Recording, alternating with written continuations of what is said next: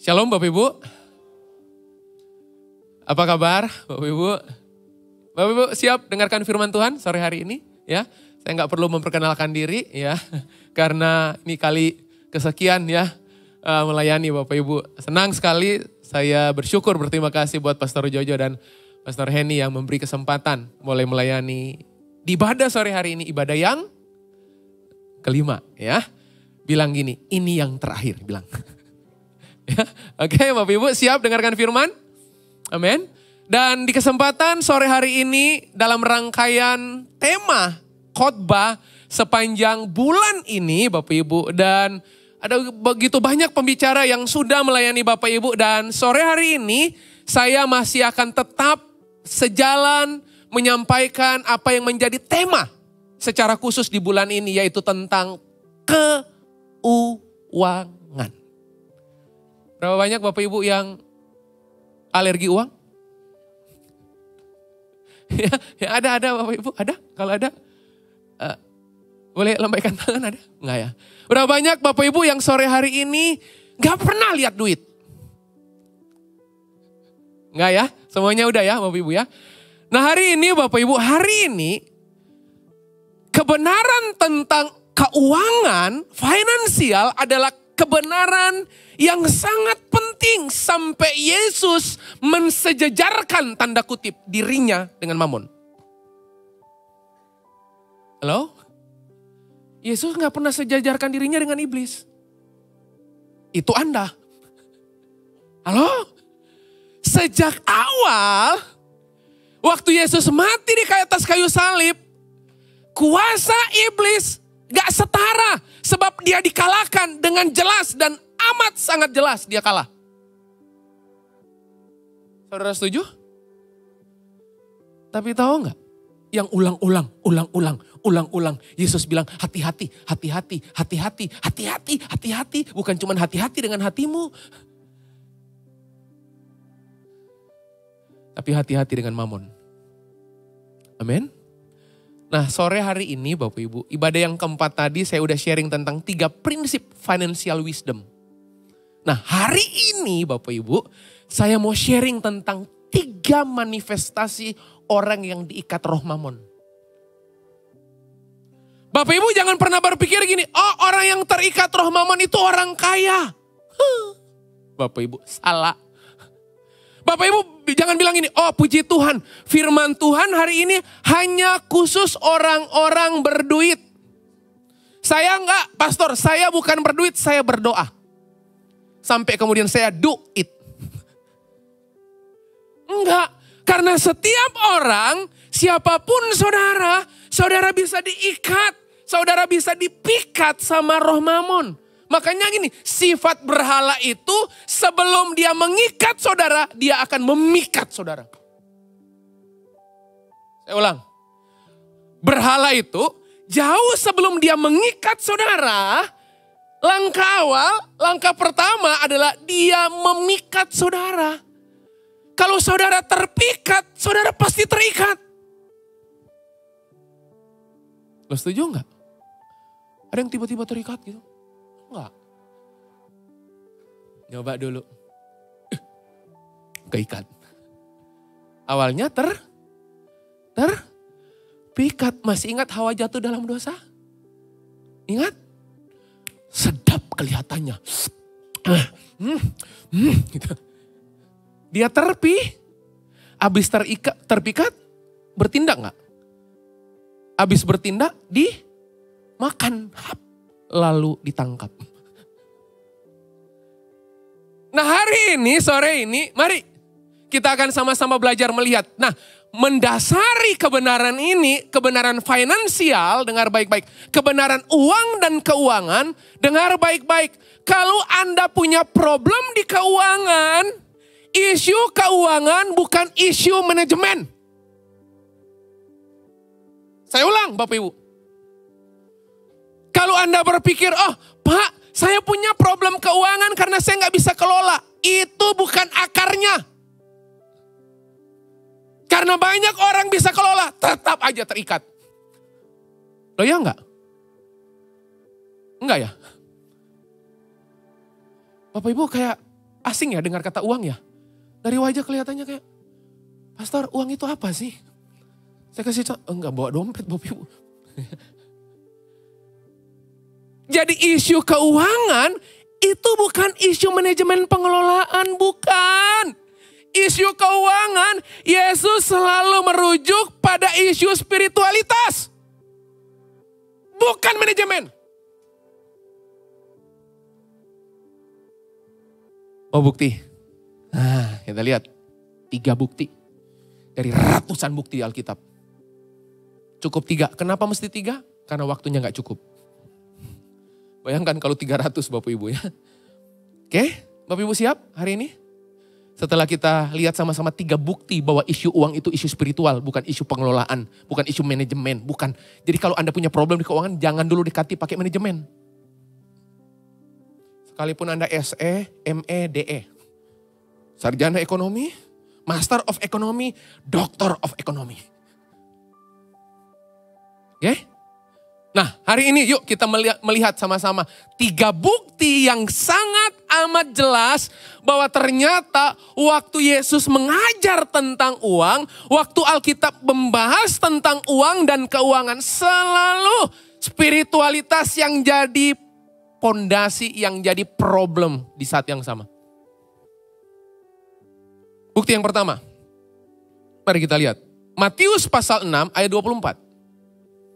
Nah, Bapak Ibu lihat. Matius 6 ayat 24, tak seorang pun dapat mengabdi.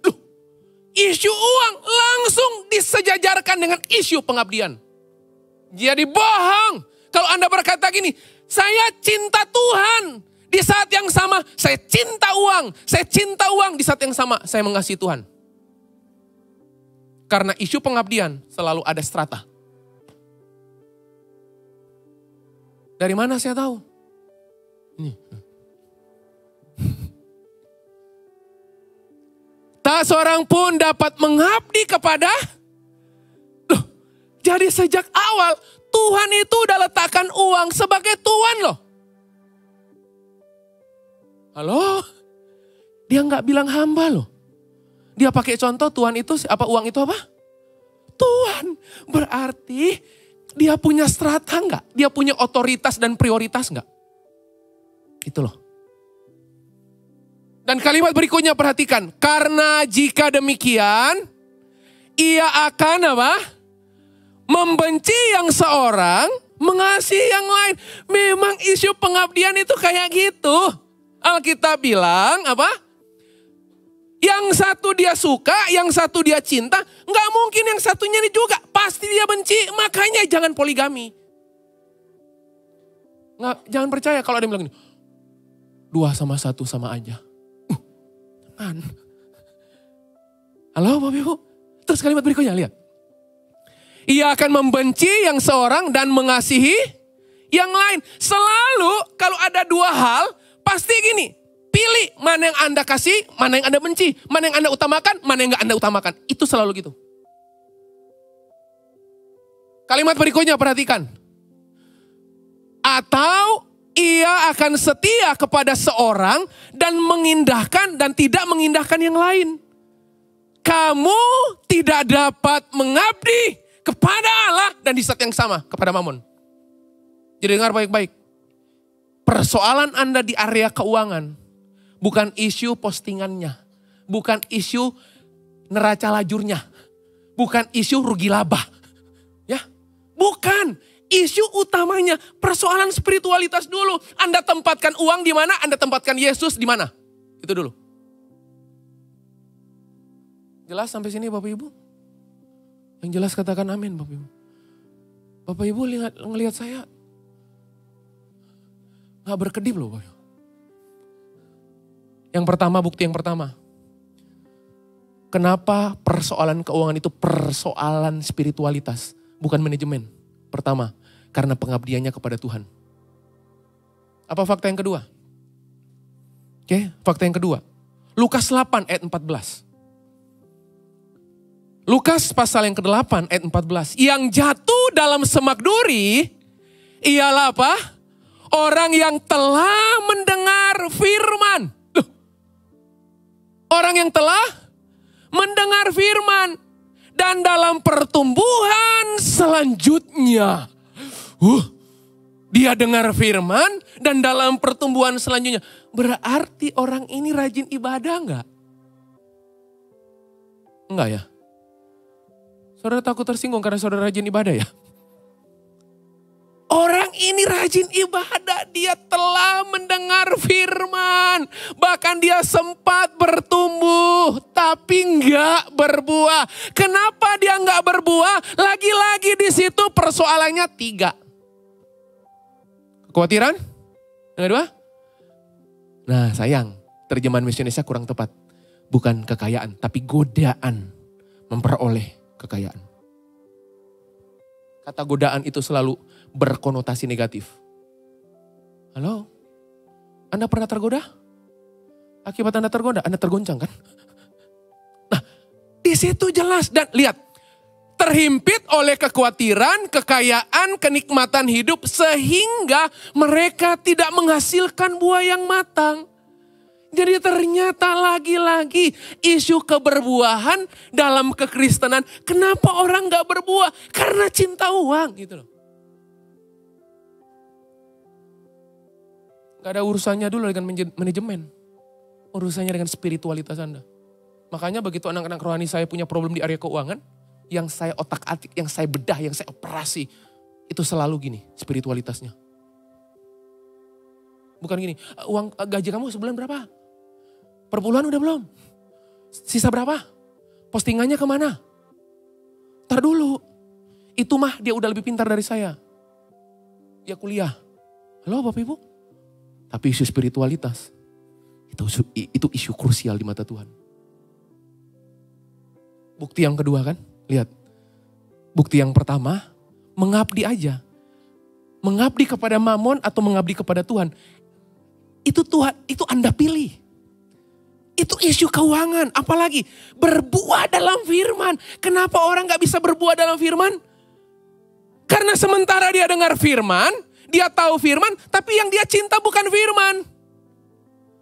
Halo? Dia cinta uangnya. Tapi ada fakta yang ketiga. Apa fakta yang ketiga?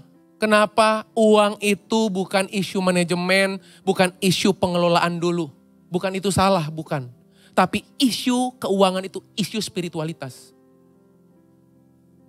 Makanya kalau Anda nggak dekati, memahami prinsip keuangan, Anda akan selalu pakai prinsip manajemen.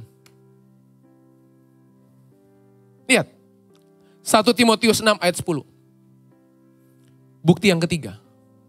Baca sama-sama kalau ayat ini. 2, 3. Karena akar apa? Segala kejahatan ialah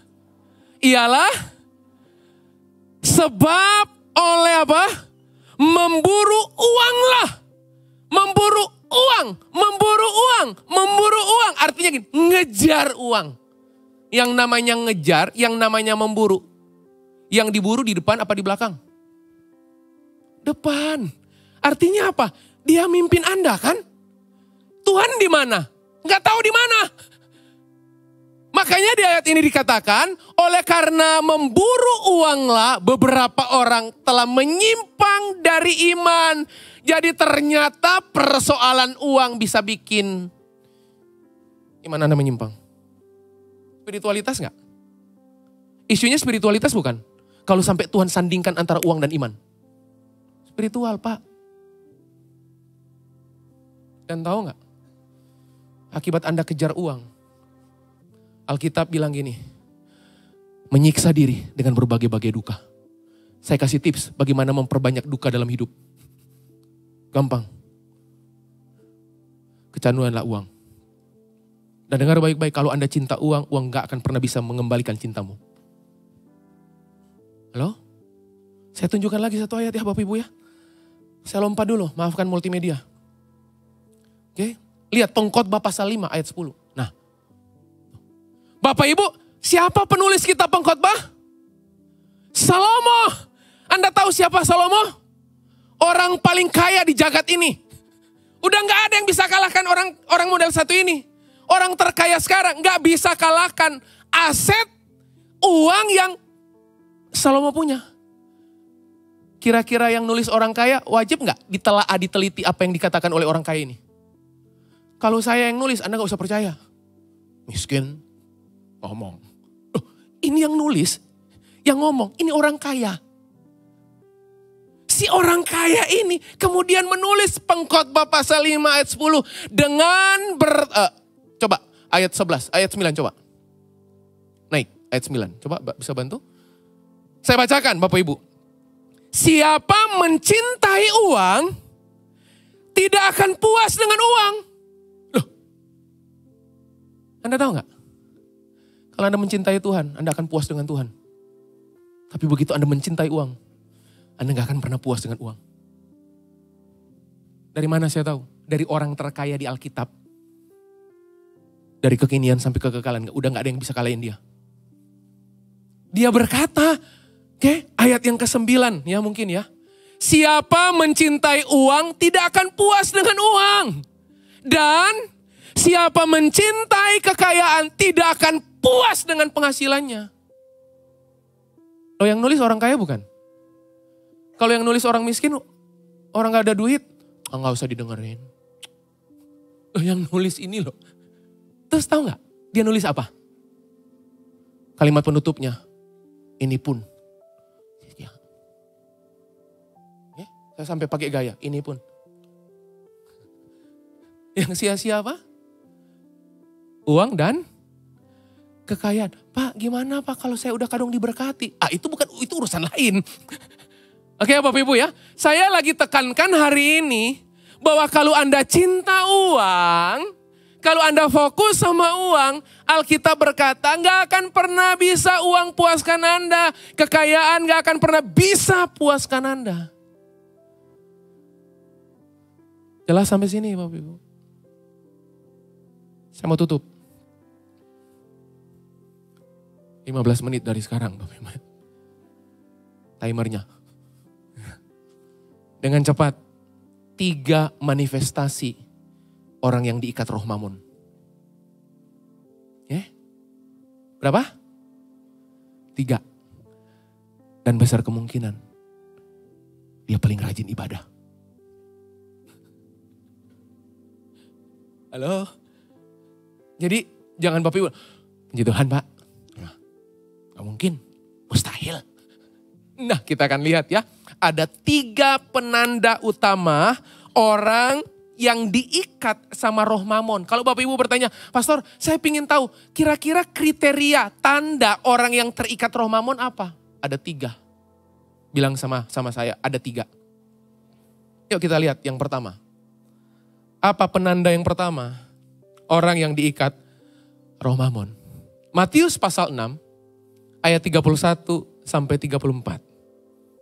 Ini spirit pertama yang muncul mengikat Anda begitu Anda itu dikuasai, dikendalikan, dikontrol, di-lead sama roh Mammon.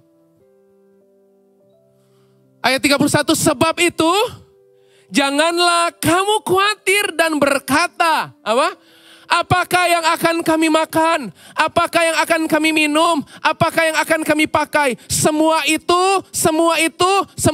yang makan, minum, pakai, makan, minum, pakai, makan, minum, pakai, minum, makan. Itu semuanya itu Alkitab bilang, semua itu dicari bangsa-bangsa yang tidak mengenal Allah.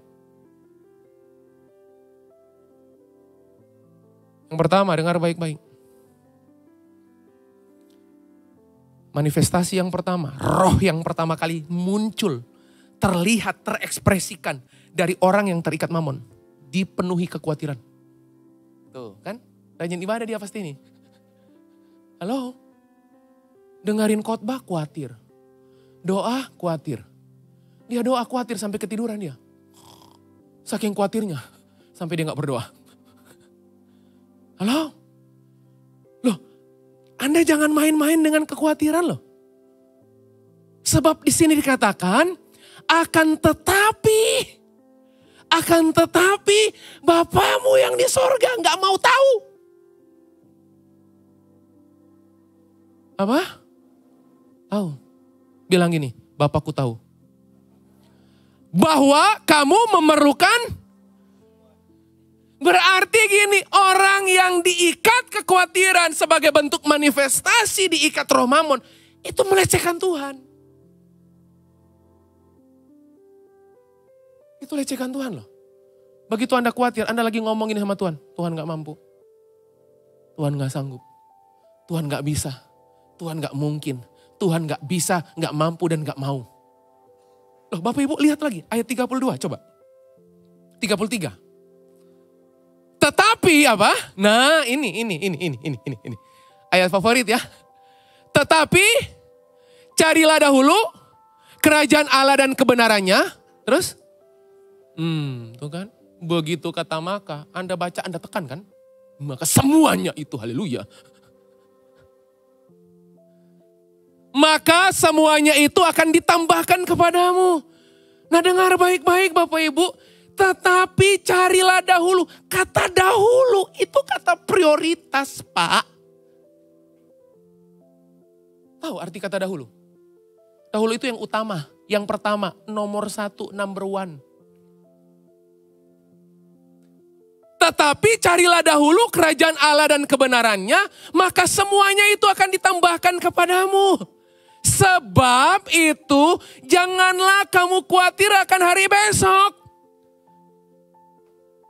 Nah dengar baik-baik, ayat ini berkata janganlah kamu khawatir tentang hari besok. Harusnya kalau ada yang bilang ini, gak usah khawatir tentang besok karena besok pasti Tuhan tolong. Gak ditulis gitu Alkitab? Anda baca gak? Halo, Anda baca gak? Kalau Anda baca kalimat gak usah khawatir tentang hari esok. Kalimat berikutnya yang paling pas apa? Karena besok Tuhan pasti akan sediakan. Haleluya. Ayat ini bilang apa? Karena besok?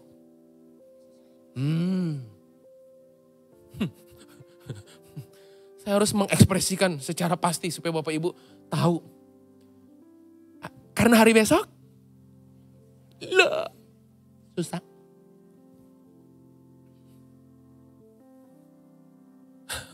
Karena hari besok mempunyai kesusahannya sehari. Apa? Kesusahannya sendiri. Kesusahan sehari cukuplah untuk sehari. Artinya gini Bapak Ibu kalau baca ayat ini dengar baik-baik.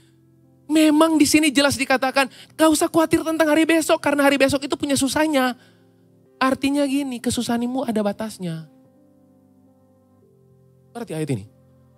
Di situ dikasih batasan waktu enggak? Ada. Kesusahan sehari cukuplah untuk sehari. Kesusahanmu ada batasnya. Yang gak terbatas itu kasihnya, kuasanya, kebenarannya, cintanya, sayangnya. Itu gak terbatas. Anda selalu fokus yang mana? Halo? Anda gak pernah terfokus pada cintanya, sayangnya, pedulinya. Anda selalu fokus gini, pada yang kurang terus.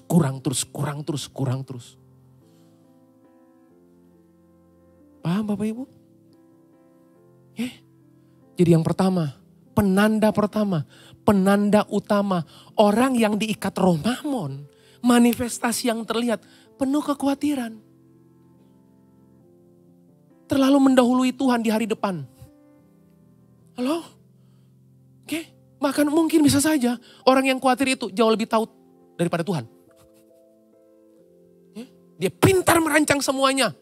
Nanti jangan-jangan kalau kayak gini gimana? Jangan-jangan kayak gini mana? Jangan-jangan kayak gini gimana? Bapak Ibu dengar baik-baik. Alkitab bilang, Allahku akan menyediakan segala kebutuhanmu. Berarti sejak awal dia udah pegang janjinya. Apa yang Anda butuhkan disiapkan. Halo? Nah Bapak Ibu sering mengucapkan itu enggak?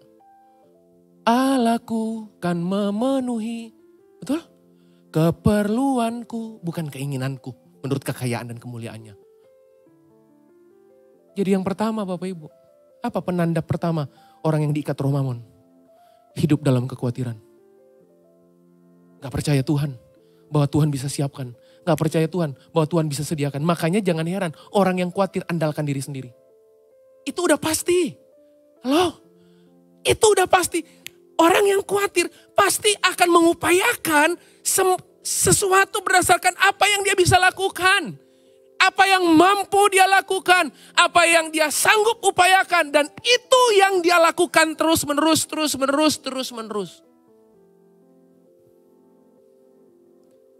dan udah gak bisa andalkan Tuhan lagi dalam hidup, Anda sedang di posisi paling berbahaya. Hati-hati dengan roh kekhawatiran. Itu terselip, Anda terikat mamon.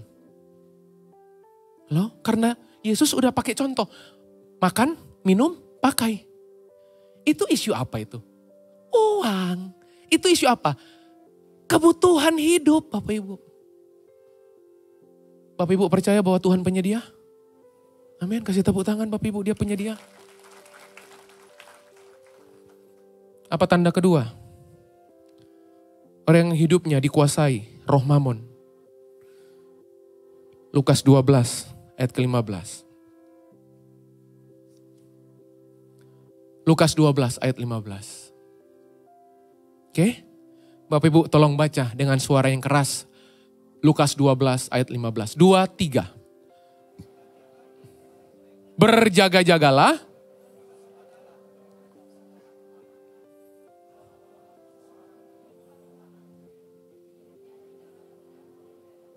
Wow. Bapak Ibu tahu nggak? Untuk mengetahui kita itu, saya itu dikuasai oleh roh mamon. Oke, Alkitab bilang gini, tanda yang kedua, tamak. Tuh. Berjaga-jagalah dan waspadalah terhadap segala ketamakan. Definisi ketamakan simple, ingin mengambil semuanya, itu tamak. Gak punya lagi rasa cukup. Halo Bapak Ibu, gak punya lagi rasa cukup. Pokoknya kalau bisa 10, kenapa harus 2? Kalau bisa 15, kenapa cuma 10? Bapak Ibu compare terus. Bapak Ibu bandingkan terus. Makanya gini, orang yang punya rasa cukup gampang ngucap syukur. Anda pernah lihat orang yang ngomel terus? Dia bukan gak puas dengan hidupnya. Dia cuma gak puas dengan apa yang dia terima. Setuju Bapak Ibu? Dan tahu gak, begitu Anda gak punya rasa cukup, Anda tamak ingin ngambil semuanya. Lagi, dan lagi. Anda bukan cuma susah ngucap syukur loh. Kalau Anda gak punya rasa cukup. Orang yang gak punya rasa cukup akan kembali bandingkan dirinya dengan orang lain. Halo? Gak mau kalah. Tetangga mobilnya 2. Karena uangnya terbatas gak bisa mobil 2. Dia punya istri 2. Loh, diikat roh mamon Bapak Ibu. Kita compare, kita gak punya rasa cukup. Kenapa? Karena kita tamak Bapak Ibu. Kita ambil semuanya. Makanya lihat, Tuhan itu give. Makanya waktu Anda jatuh, dia forgive. Anda dan saya get, sampai forget. Halo Bapak Ibu. Yang kedua, hati-hati dengan roh tamak. Bapak Ibu tahu, semua persoalan-persoalan di Alkitab, bahkan Yesus pun harus bertempur dengan area keuangan. Siapa yang menjual dia? Yudas. Karena terindikasi tamak. Orang tamak itu merusak hubungan. Orang tamak itu gak cinta hubungan. Hubungan aja gak dia cinta, apalagi Tuhannya yang mencintai hubungan. Orang tamak itu, hubungan bisa retak. Orang tamak itu, teman bisa dimakan. Halo? Enggak ya? Wajah Bapak Ibu bagus-bagus semua Bapak Ibu. Halo Bapak Ibu. Orang tamak itu korbankan orang lain. Orang tamak itu gini, apa yang bisa saya dapat lebih banyak? Harus saya. Susah berbagi. Itu tamak. Karena ingin mengambil semuanya. Yang pertama, dipenuhi dengan apa? Kekhawatiran. Manifestasi yang kedua dari roh mamon adalah ketamakan. Ingin mengambil semuanya. Yang terakhir Bapak Ibu. 1 Korintus 6 ayat 10. 1 Korintus 6 ayat 10. Oke. Saya bacakan buat Bapak Ibu. 1 Korintus 6 ayat 10. Oke, saya bacakan. Ya, mungkin dari ayat yang ke-9. Ya, kalimat berikutnya. Ayat ke-9. Oke, Atau tidak tahukah kamu bahwa orang-orang yang tidak adil tidak akan mendapat bagian dalam kerajaan Allah? Terus kalimat berikutnya berkata gini Bapak Ibu, janganlah sesat. Janganlah sesat. Orang cabul, penyembah berhala, orang berzina, banci, orang pemburit. Kalimat berikutnya coba. Apa? Pencuri, terus? Dan seterusnya. Alkitab bilang ini, gak mendapat bagian dalam kerajaan Allah. Loh. Kalau yang tamak mengambil semuanya, kikir menahan semuanya. Dia tutup mata waktu orang lain minta tolong. Tapi waktu dia butuh pertolongan, orang gak tolong dia marah. Ada yang kayak gitu Bapak Ibu? Kalau lagi butuh pertolongan kita minta tolong, orang lagi gak bisa tolong, kita marah. Tapi waktu kita lihat ada orang yang butuh ditolong, Yesus kasih contoh, kita sendengkan telinga kita tutup mata kita terhadap kebutuhan orang lain. Tuhan bilang ini, Anda berseberangan dengan saya. Kenapa?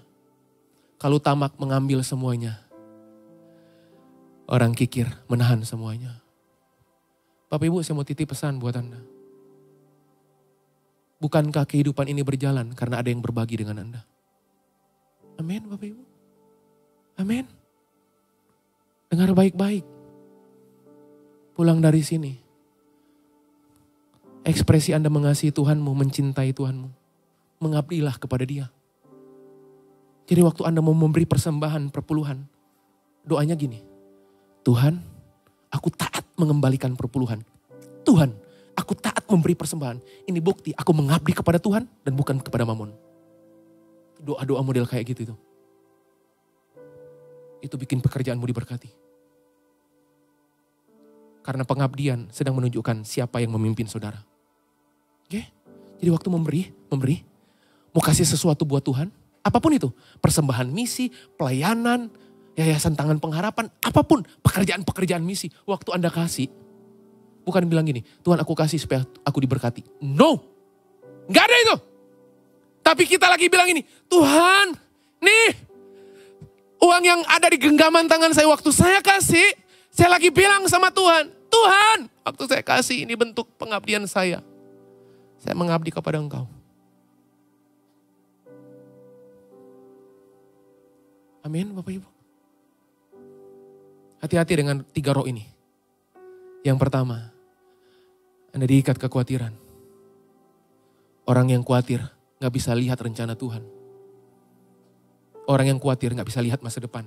Lawang masa depan yang dikhawatirkan apa yang bisa dilihat? Halo? Paham Bapak Ibu? Gak bisa lihat.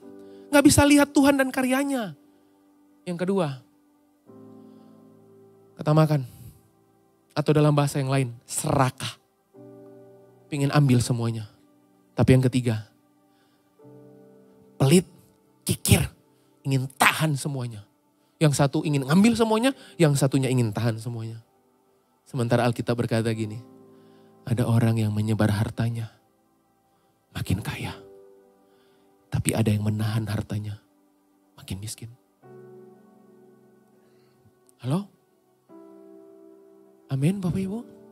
Saya berdoa bulan-bulan ini, Anda dibekali dengan kebenaran firman tentang finansial. Supaya Anda tahu, begitu Anda hidupi kebenaran. Bapak Ibu, saya mau tutup dengan kalimat ini. Bapak Ibu, dengar baik-baik. Jangan cuma pegang janji Tuhan, tapi juga pegang perintahnya. Saya ulang, yang suka Anda aminkan janjinya apa perintahnya? Oh, pura-pura. Yang amin. Ya, amin. Janjinya apa perintahnya? Janji kan? Biasakan Anda juga aminkan perintahnya. Karena bagaimana mungkin janji gak lahir dari rahim perintah? Halo? Banyak orang Kristen, janji dia pegang, perintah dia lepas. Sementara yang Alkitab ajarkan, janji Anda nikmati karena perintah Anda lakukan. Amin Bapak Ibu. Jangan kecanduan janji. Tapi kecanduanlah perintah. Sebab waktu Anda kecanduan sama perintah, Anda akan terima janji sepenuh-penuhnya, sebanyak-banyaknya, dan seutuh-utuhnya. Selamat hari Minggu. Tuhan Yesus memberkati Bapak Ibu. Mari bangkit berdiri Bapak Ibu. Mari bangkit berdiri. Saya mau berdoa buat Bapak Ibu sore hari ini. Bapak Ibu buka kedua tanganmu. Buka kedua tanganmu sore hari ini. Meteraikan firman-Mu. Dari mimbar hamba-Mu berdiri, merilis blessing. Buat setiap hati yang menjumpai kebenaran-Mu dengan benar. Hamba-Mu rilis blessing sebesar-besarnya, seutuh-utuhnya, sekuat-kuatnya. Kepada setiap kami yang menghampiri kebenaran-Mu, mencium kebenaran-Mu. Dengan hati yang benar. Aku berdoa malam hari ini, sore hari ini. Dimanapun anak-anak-Mu duduk, dimanapun kami duduk mendengarkan kebenaran ini. Kami menerima seluruh janji-Mu dalam kehidupan kami. Kami mau mengabdi kepada Tuhan. Pengabdian kami, kesetiaan kami, seutuh-utuhnya kepada Engkau. Kurios, penguasa tunggal dalam kehidupan kami. Terima kasih buat sore hari ini. Hamba-Mu selesai. Roh Kudus, Engkau yang sendiri yang mengajar kami, melengkapi kebenaran ini. Buat setiap umat-Mu, buat setiap kami yang mendengarnya. Kami mau berbalik. Kalau hari-hari ini kami sedang diikat oleh cinta uang. Kami berbalik sore hari ini. Kalau hari-hari ini kami diliputi, dihinggapi oleh kekhawatiran yang terus-menerus. Kami diikat oleh roh tamak, kami diikat oleh roh serakah, kami diikat oleh roh pelit, kikir. Sore hari ini kami mau berbalik kepada Tuhan. Dan waktu kami berbalik mengabdi kepada Tuhan, kami percaya seluruh apa yang Tuhan mau untuk kami terima, kami pasti terima Tuhan. Terima kasih. Meteraikan firman-Mu, hamba-Mu selesai. Berdayakan umat-Mu. Supaya kami boleh mengalami semua kehendak-Mu. Dimanapun kami pergi, dimanapun kami ada. Terima kasih Bapa, terima kasih. Hanya di dalam nama Yesus. Kami sudah berdoa, kami mengucap syukur bersama berkata, amin. Tepuk tangan paling meriah buat Tuhan. Silakan duduk Bapak Ibu.